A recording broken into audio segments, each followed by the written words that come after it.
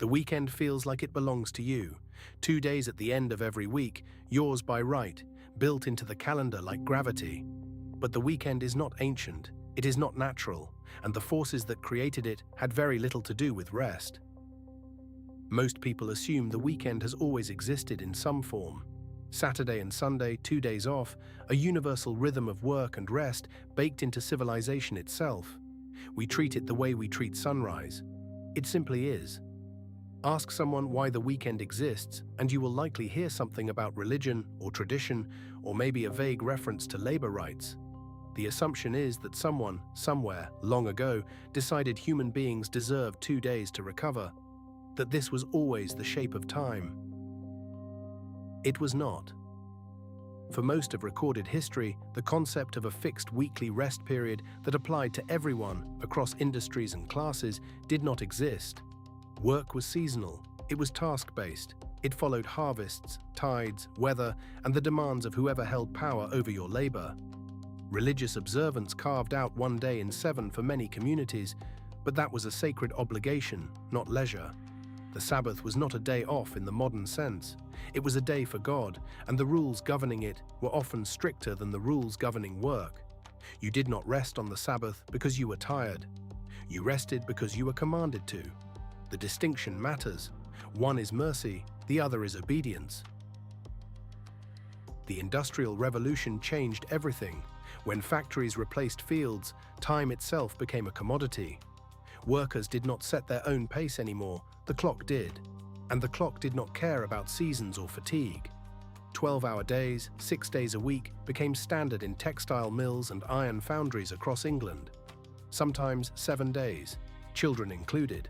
There was no weekend because there was no cultural infrastructure that demanded one. The only interruption to labor was the Sabbath, and even that was inconsistent. The factory floor had its own calendar, and that calendar had almost no blank pages.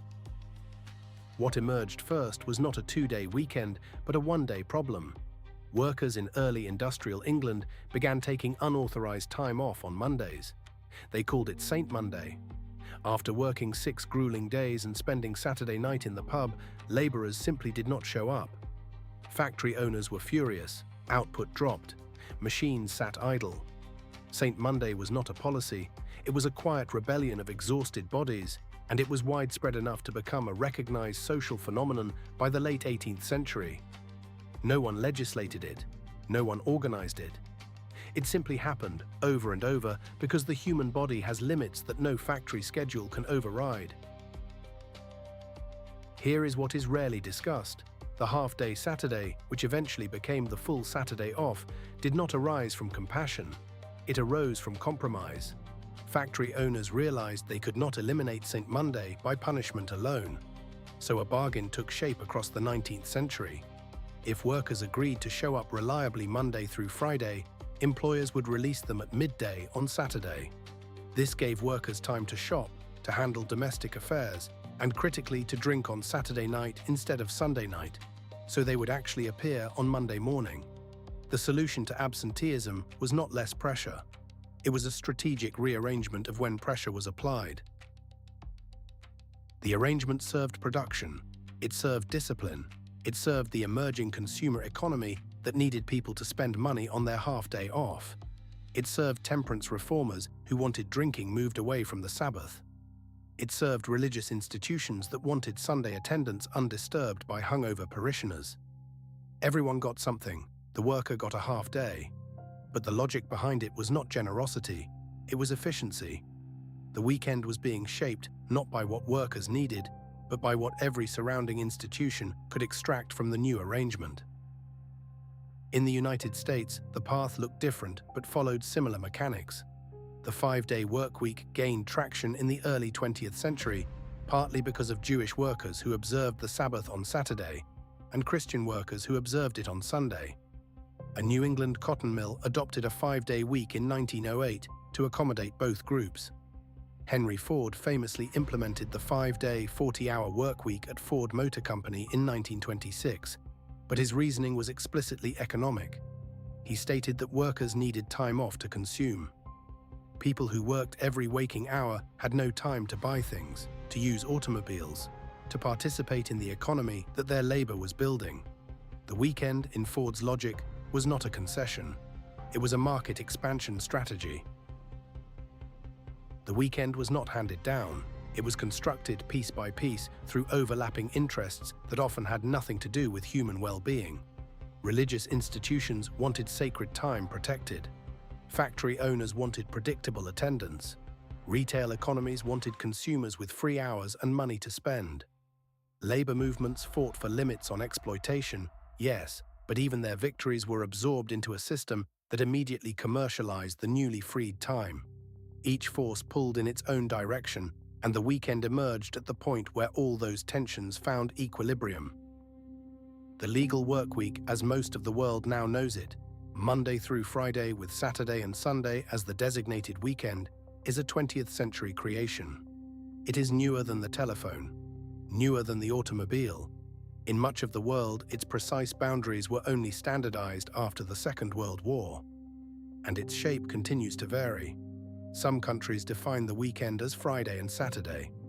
Others are experimenting with 4-day workweeks. The 2-day weekend is not a law of nature. It is an agreement, and agreements can be rewritten.